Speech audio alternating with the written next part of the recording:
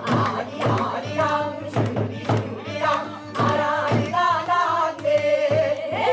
아리랑 아저씨고 아라리가 났네. 성담리 근말엔 최선 팔국창 성공리 서당골에 안교문 성상 아리아리랑 수리수리랑 아라리가 났네. 아리랑 아저씨고 아라리가 났네. 이려다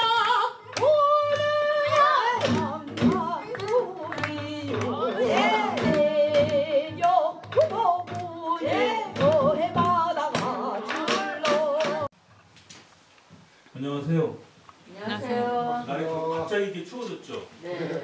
그래서 오늘이 마지막이에요. 이 공원에서 하는 이 조선시대 그 결성현에 관련된 역사 인물에 대한 마지막 시간이기 때문에 이제 원래는 저희가 이걸 한 7회 정도 분량으로 계산을 했습니다. 그러니까 7회 정도 했으면은 이제 딱 맞는데 이게 몰랐죠. 이게 이제 6회에 끝나는 거였었거든요. 그래서 지난번에 그 결성에서 서부 쪽에서 산불이 나가지고 10월달에 마무리했으면은 좀 더 좋았을 텐데 사실 마지막 시간이라서 이제 좀 못 해본 얘기도 좀 해보고 좀 해야 되는데 날이 좀 너무 추워가지고 그렇게 되어 있습니다.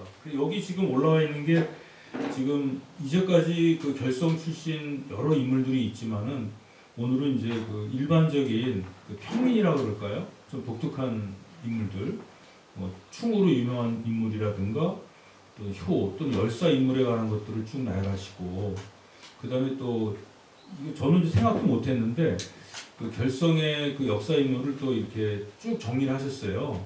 저기 조선 중기부터 시작해서 구한말 일제강점기까지 딱 정리를 하셨더라고요. 근데 우연찮게도 그게 결성의 정신을 나타냅니다.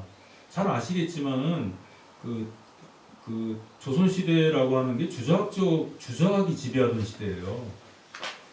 그래서 주자학이 지금 보면은 좋은 면도 있고 나쁜 면도 있는데 지금 우리가 남녀 차별이라든가 이런 것들은 거의 주자학에서 나오는 얘기입니다. 유학 사상은 원래 그런 게 없어요. 그래서 우리가 이제 유학을 볼 때 주자학을 통해서 보게 되면 유학이 아주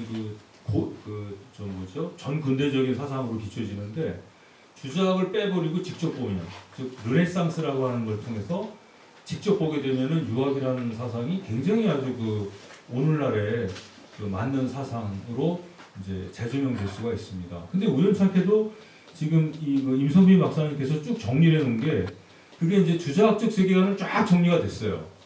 그리고 맨 마지막에 이제 가는 게 뭐냐면 만해 한용운 선사거든요. 그 만해 한용운 선생은 또 근대주의적, 즉 계몽주의적 사상을 띠고 있어요. 그게 우연찮게도 이게 연결이 된 거예요. 그래서 아까 제가 여쭤봤는데 이거를 의도하셨느냐? 그러니까 그게 아니고 정리하다 보니까 그게 됐대요. 그래서 확실히 이게 결성에 지금 1년 동안 와 계시다 보니까 또 이쪽 정서를 아시는 것 같아요. 여기 물이 들으신 것 같아요. 그래서 오늘 마지막이라서 그런 걸 하고 그 뒤에 보면은 판소리까지 다 집어넣으셨어요. 그래서 이걸 어떻게 하느냐 해가지고 오늘 이제 선생님께서는 조선시대 부분을 아마 다 하실 겁니다. 아무래도 역사하신 분이니까 조선시대 부분까지 하시고 그 다음에 이제 마지막에 구한말 일제강점기 쪽에서 나오는 그 유학 관련 부분은 아무래도 그쪽 전공자들이 해야 되기 때문에 그건 제가 하고 그 다음에 이제 마지막에 여기 뒤에 보면 판소리 부분이 있습니다. 그건 이따가 박 선생님께 좀 부탁을 드려야 할 것 같고 그리고 나머지에 대해서는 우리가 이제 좌중하고 플로어하고 같이 토론해보는 시간을 갖도록 하겠습니다. 자, 그럼 이제 먼저 임선빈 박사님의 그 강연 내용을 듣도록 하겠습니다. 네, 선생님 그럼 부탁드리겠습니다. 네. 예, 안녕하세요. 안녕하세요. 또 한 달 만에 뵙습니다. 제가 5월에 이제 여기에 와서 처음 시작을 했는데요. 사실 저도 결성을 조금밖에 모르는 상태에서 시작을 한 겁니다. 그러면서 그동안 5월부터 11월까지 사실은 저는 개인적으로 공부를 무척 많이 했습니다. 결성과 관련된 자료들을 수천 건의 자료들을 다 이렇게 찾아가지고 그걸 정리하고 그걸 또 섭렵해서 보고 그다음에 또 나름대로 또 이제 말씀을 이렇게 드리려면 스토리를 만들어야 되거든요. 저 나름대로 그 스토리를 구성해서 이 작업을 했습니다. 사실 저는 개인적으로 재밌으면서도 쉽지 않은 작업을 했습니다. 그래서 아마 원래 처음에는 7번으로 제가 생각을 했었어요. 그랬는데 그 6번이라고 해서 오늘은 좀 여러 가지를 한꺼번에 말씀을 드려야 할 것 같습니다. 제가 처음 이 자리에 와서 말씀드린 것은 결성의 그 삶의 터전에 대해서 말씀을 드렸습니다.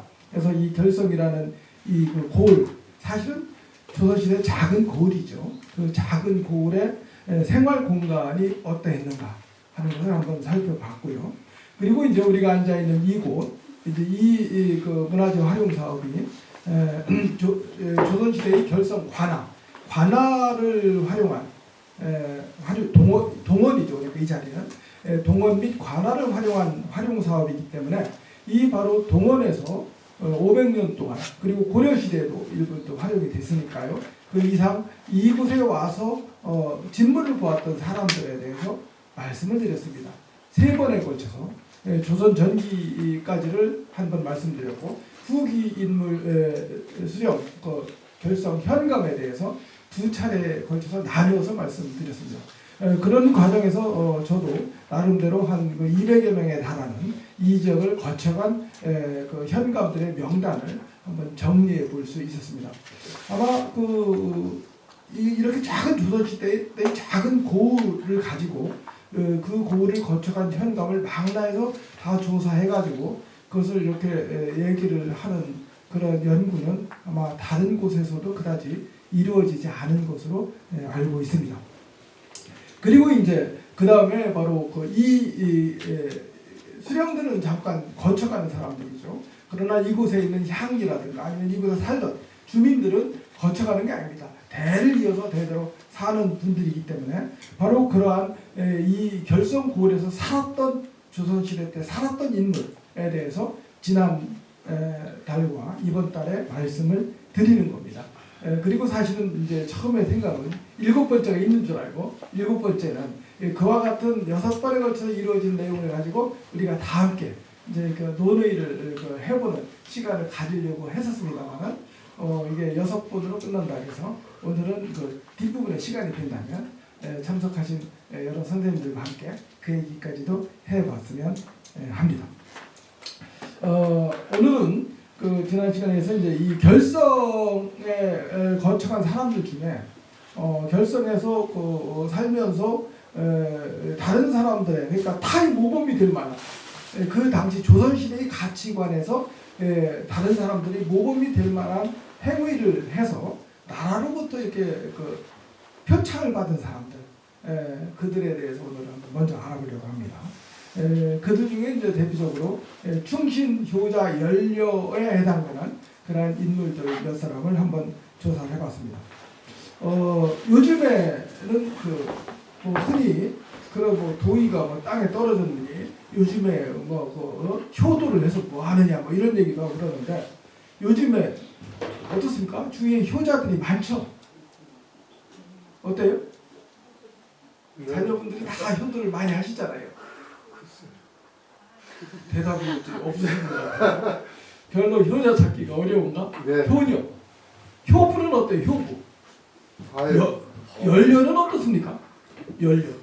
없는 세상이죠. 없는 세상인가요? 네. 왜 그럴까요? 조선시대는 근데 뭐 효자, 효부, 연료, 열부 뭐 많이 있었다고 그래요? 그게 저긴 효라는 게 농업사회 관련인데요. 지금 옛날에는 농업이 주요한 생산수단이었는데 지금은 공업이 주요한 생산수단이다 보니까 가치의 경중이 바뀌어버린 거지 뭐. 그런가요? 네. 그럼 지금도 농촌에 가면 효자가 많겠네요. 없죠. 지금도 농사 짓는 사람이 몇이나 돼? 다 장사하지. 아니 그래서 농사 짓는 분들은 그 마을에서는 효자가 많다는 얘기 많아야 되잖아요. 주요한 생산수단이 이제 농업이 바뀌다 보니까 그런 거고 연료도 없죠. 사실은 자유주의 사회의 연료가 그런 얘기 하시면 안 됩니다. 지금 큰일 납니다. 사실은 뭐 부모에게 이렇게 효도를 한다는 거 이건 뭐 동서고금을 통해서 어디나 다 좋은 덕목이에요. 어디나 나를 낳고 키워주신 분에게 은혜를 잊지 않고 최선을 다해서 잘 모시고 하는 것은 다 좋은 덕목인데 실천하기가 쉽지 않죠. 그런데 이제 조선 시대는 뭐 우리가 아는 효자, 뭐 효부, 뭐 연료 사실은 고려 시대에는요 자료를 보면 조선 초기까지 효자 순손 의부 절부라는 말이 있어요. 의부 이 부자 그때 의부의 부는 지혜비부예요. 그러니까 아마 고려 시대나 조선 초까지는 우리가 흔히 얘기하는 연료 열부하는 부부 중에서 여성이 남성에게 이렇게 하는 행위 못지않게 남편도 부인에게 그 좋은 행적들을 많이 보였던 것 같아요. 그래서 국가에서 효자 순손 의부 절부를 찾아서 표창해라 이런 얘기를 많이 했는데 이제 조선 초기까지는 그 얘기가 있어요. 그런데 조선 중기 이후에는 의부라는 말이 싹 사라집니다. 그리고 그 위에는 이제 열부 얘기만 하죠. 그런 부분들은 이제 그동안 크게 부각이 되지 않았는데, 근데 그건 그거고, 조선 시대에 우리가 기억하는 그 효자 연료들이 많았던 이유가 뭘까? 저는 사실은 그때 효도하기가 지금 못지않게 그때도 힘들었어요.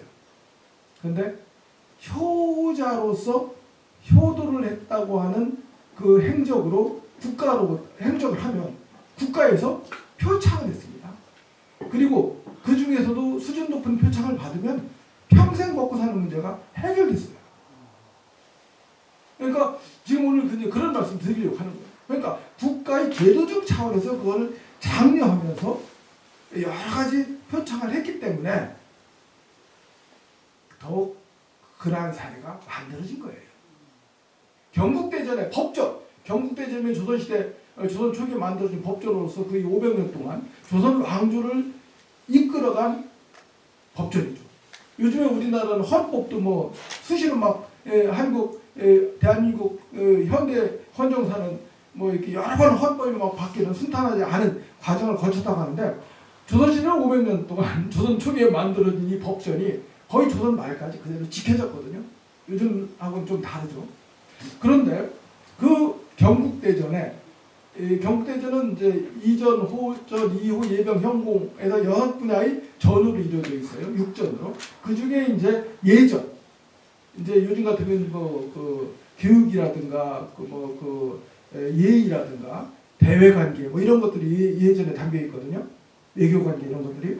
거기에 뭐라고 수록되어 있냐면 효도 우에 절의 등의 선행을 한 자는 그리고 거기 이제 효자, 순손, 절부, 나라를 위하여 죽은 자의 자손, 목족, 구한과 같은 등속이래요. 해마다 연말에 본조, 그러니까 예조가 정기적으로 기록하여 왕에게 아뢰어 장관한다.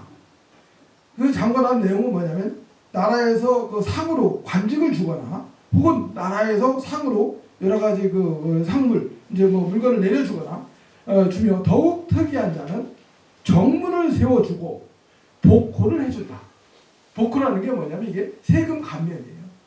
부역을 감면해 주는 거예요. 사실은 요즘에도 뭐 그 장사하시는 분들은 세금 때문에 못 살겠다 이런 얘기를 하죠. 이건 뭐 2500년 전에 공자 시대에도 그랬습니다. 호랑이에게 물려죽은 그 호환을 당한 그 삼촌에서 살다가 당한 그 남편도 물려주고 아들도 물려죽었다고 하는 그 아내자에게 그러면 왜 이 호랑이가 없는 곳에서 나가서 살지 않느냐? 그러니까 뭐라고 대답했다고 해요? 우리 저기 잘 아시잖아요, 박사님. 뭐라고 했죠 그때? 세금 관리가 호랑이보다 세금이 무섭다고 했어요. 그때도 2,500년 전에도. 그래서 세금을 피해서 이제 산속에 와서 산다고 했어요. 그러니까 이제 공작께서 얘들아 가혹한 정치는 호랑이보다 더 무섭다. 뭐 이런 식으로 공작께서 쟤들에게 가르침을 줬던 그 내용이 이제 논어에도 나오는데, 그러니까 세금이 되게 큰 부담인 거예요. 근데 그 복호를 해주고, 그리고 수신한 처에게도, 그러니까 남편이 죽은 후에 시집을 안 가고 이제 절조를 지키면서 사는 그러한 처에게도 또한 복권을 해준다. 이런 혜택이 나라에서 주어진 거예요. 그러니까 이런 혜택을 주지 않으면 그건 먹고 살기 힘든데 하기 힘들죠. 그러니까 그 행위를 하는 것보다 나라에서 받는 혜택이 그 못지않은 혜택을 받으니까. 그리고 마을 입구에 그 정렬을 세워가지고 대대로 그러한 혜택은 복구 혜택은 자손 대대로 이어져요. 당대에 끝나는 게 아니라. 이러면 어때요? 그렇다면 지금도 그렇다면 효도 하시겠어요? 할만하잖아요. 먹고 사는 문제가 다 해결되는데. 그러니까 예나 지금이나 이 제도적 장치가 아주 중요합니다. 조선사회는 법에 의해서 통치된 사회이기 때문에 법을 이렇게 만들어서 이걸 수시로 나라에서는 효자 의붓 절붓들을 이렇게 그 조사하는 작업을 하기도 하고, 그러고 또 그렇지 않아도 이제 고을에서 뭐 이렇게 올리기도 하는 그 얘기를 이제 그러면 그 과정을 한번 살펴보면, 우선 이런 표창을 받기 위해서는 어떠한 절차가 있게 되느냐. 먼저 행적이 있어야 되겠죠. 주위에서 칭송이 자자할 만한 어느 마을에 결성의 어느 마을에 아무개가 아주 효성스럽다. 많은 보통 일반적인 효도보다 아주 뛰어난 어떤 행적이 있으면 그러면 그 지역에 널리 그것이 알려지게 됩니다. 소위 향론이 형성이 되죠. 요즘 같으면 이걸 뭐라고 해요? 영어로 오피니언 리더들에 의해서 이제 이렇게 칭송이 자자하게 이제 퍼지게 되면 그러면 이제 그것을 어떻게 합니까? 고을 수령이 또 마을에 또 오피니언 리더에 해당되는 그 당시 사족들이 아이고 중앙에 좀 상실을 해서 어느 곳에 있는 아무개가 상을 받게 좀 해야 되지 않겠느냐 하면 어떻게 해요? 이 수령을 통해서 또 도의 관찰사를 통해서 중앙으로 어느 곳에 사는 아무개가 아주 효행이 뛰어납니다. 이러한 상소문이 올라갑니다. 또 경우에 따라서 나라에서 전국에 있는 효자 연려 이런 좋은 행적이 있는 사람들을 조사해서 보고해라 이런 명을 내리기도 해요. 수시로. 그러면 이제 각 고을에서 그런 행위들을 하게 되는데, 그렇게 해서 올라오면 그걸 올라온 복음을 그대로 인정하고 받아들이는 게 아니었습니다. 이 포상을 하는 그러한 담당 부서는 예주거든요. 예주. 그러면 예주에서는 실사를 하게 됩니다. 실질적으로 그러한 행위가 있는지, 그러니까 거짓이 아닌지 이것을 조사하는 실사를 하게 되고, 그리고 실사를 거쳐서 다시 임금에게 보고가 올라가면 최종적으로 조정에서 논의를 거쳐서, 그러니까 전국에서 많은 수백 명이 올라왔으면 그 중에 이제 어떠한 그 인물이 진짜 이제 등급을 매기겠죠. 등급을 매겨서 이제 포상을 행적의 높낮이에 따라서 포상을 하게 되는데, 포상은 여러 가지 이제 실록을 보면 수십 종류의 포상 이야기들이 있는데, 그걸 크게 정리를 해보면 크게 4가지 유형으로 나누어 볼 수 있습니다. 우선 첫 번째는 정문을 내려주는 거예요. 그러니까 마을 입구에 그 나라에서 이제 정문을 내려주면 효자 아무개 지력 아무개 지문 하는 그러한 정문 혹은 정렬을 내려주면, 그 원래 정문은 무슨 소설대문처럼 이렇게 높은 대문이 집에 있으면 대문 위에다가 마치 게시판 걸듯이 이렇게 거는 거거든요. 원래는 정문은. 그런데 초가집에서 어렵게 가난하게 사는 집은 쌀인문인데 그 지게문에 그걸 걸을 수가 없잖아요. 그럼 어떻게 해야 돼요? 그걸 내려준 문구를 이렇게 나무판에 새겨가지고 이렇게 기둥을 세워가지고 그걸 붙이죠. 중국에도 보면 유기문화에서 폐방문화가 있어요. 폐방. 중국의 폐방도 바로 그런 거죠. 마을이 이렇게 쫙 이렇게 세워놓는 거. 그래서 지나가는 사람이 누구나 다 볼 수 있도록 한 거. 형태처럼 편하게 이렇게 새겨가지고 딱 세우면 비가 오고 바람 불고 하면 이게 다 썩을 거 아니에요. 그럼 어떻게 해야 돼요? 이것을 보호하기 위해서는 보호각을 세워야 돼요. 그게 바로 정려예요. 그게 려자가 집려거든요. 그러니까 정문을 세우는데 원래는 무슨 좋은 출입문이 아주 원래 양반 사족처럼 잘 사는 집의 경우에는 출입문에 붙이는데 가끔 그런 게 있어요. 지금도 기와집 때는 잘 살던 그런 양반 사족 후손들의 경우에는 문 위에 붙여놓은 경우도 있고 출입문에도 아니면 그렇게 하지 못하면 이제 마을 입구에 정문을 딱 세우고 그걸 보호하기 위한 보호각을 낀 정렬을 위에 덮어놓은 것 그것이 이제 정렬인데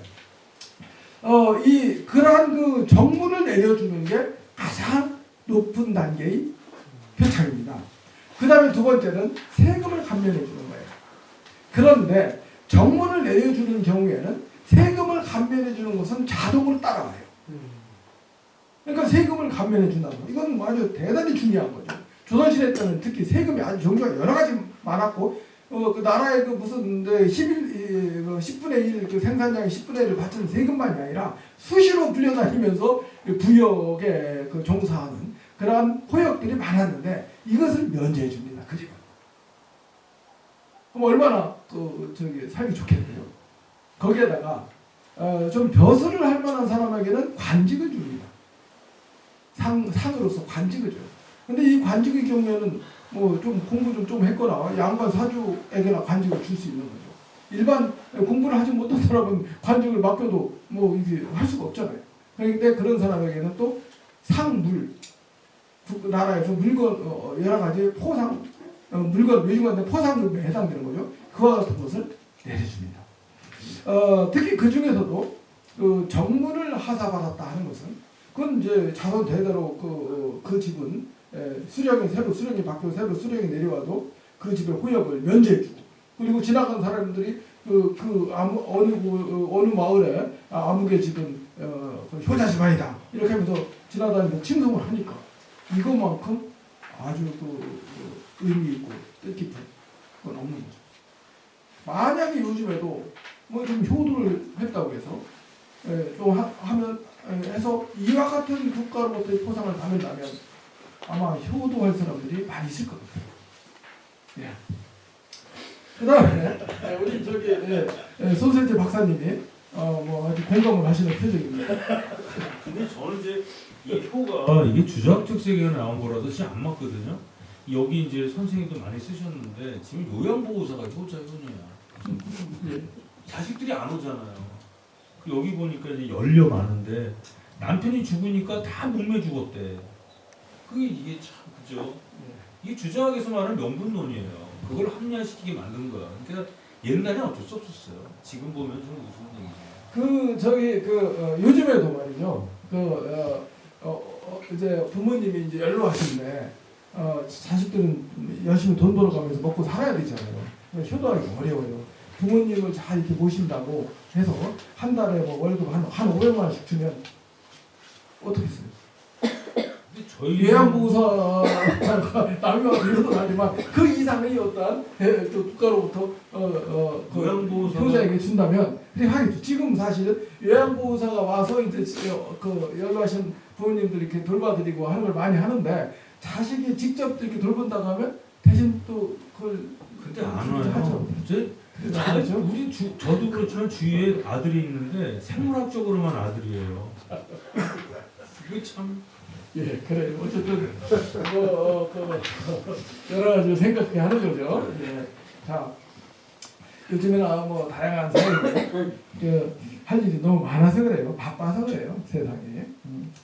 그래서 이제 이와 같은 조선시대 효자나 이런 연료로서 나라에서 표창받은 사례를 이 결성현에서 찾아보니까 제가 표 1에서 역대 실록에 기록된 결성구월의 충효열 포장 사례가 한 4건 정도가 찾아지고요.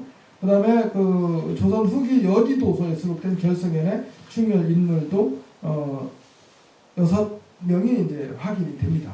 그리고 그 외에 다른 문헌을 다 동원해서 확인해 보니까 문헌상 정렬을 받은 경우가 이제 9명 확인이 되는데 그 외에도 많아요. 제가 조사하면서 빠뜨린 경우들도 많이 있을 거예요. 그 중에 5쪽에 보면 결성현 충현 포장 인물 가운데 몇 사람을 이제 사례로 한번 말씀을 드려보죠. 우선 조선 초기 결성현의 효자 황상길과 황인지 이건 단종실록에 실려 있는 얘기입니다. 한번 그 내용을 보죠. 결성현 생원 황상길은 생원이니까 그 뭐 조선시대 지난번에 생원 진사에 대해 말씀드렸죠. 생원이나 진사는 3년에 한 번씩 보는 정기 시험에서 전국에서 생원 100명, 진사 100명을 합격시킨다고 했습니다. 그러니까 전국에서 100명 안에 들었을 정도로 공부를 잘하는 사람이에요. 그러한 생원 황상길은 아비가 죽자 흙을 져다 무덤을 만들고 3년 동안 침이 불을 떼어 제전을 드렸고 또 그 어미가 종기를 앓자 황상길이 입으로 빨아서 마침내 낫게 되었으며 이게 종기가 요즘에는 종기가 뭐 별 큰 병이 아니죠.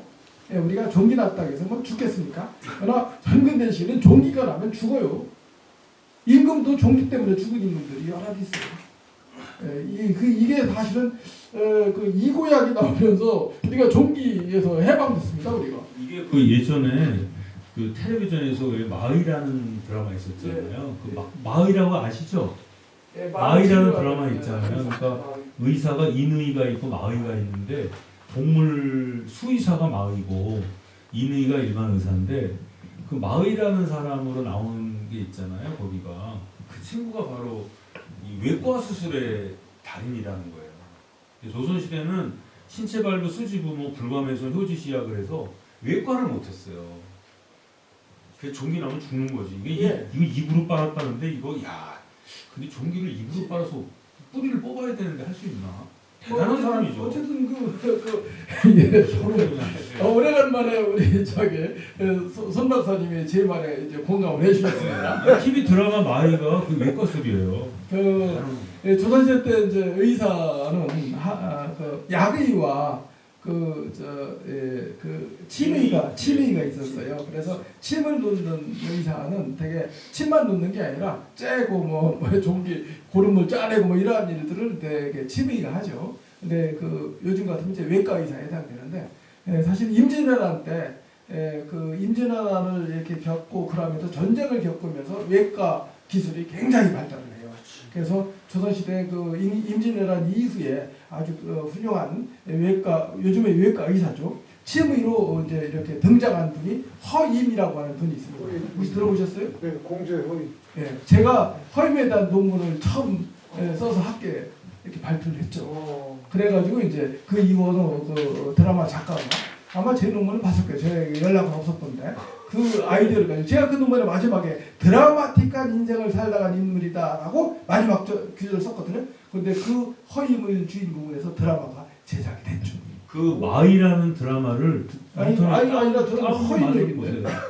저는 허임은 그 마이는 그 동물을 치료한 수의사고 제가 말씀드린 허임은 진짜 외과 의사예요. 그런데 최고의 침이었다고. 예, 허임 침과 그 뜸, 그래서 그 허임이 침구 경험방이라고 하는 책을 펴냈어요.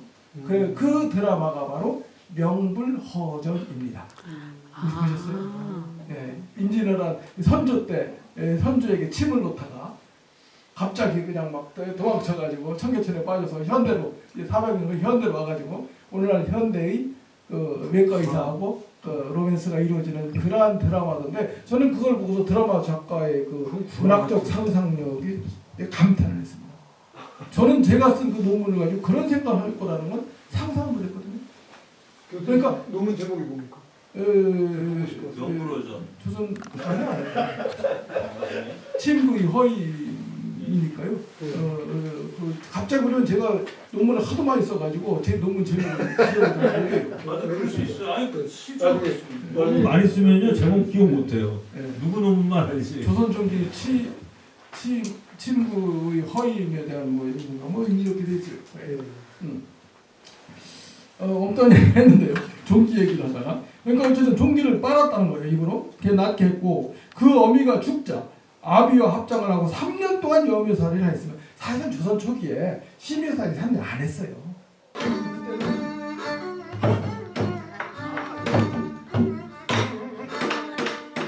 아리아리랑 스리스리랑 아라리가 났네. 아리랑 오하 절시고 아라리가 났네. 아예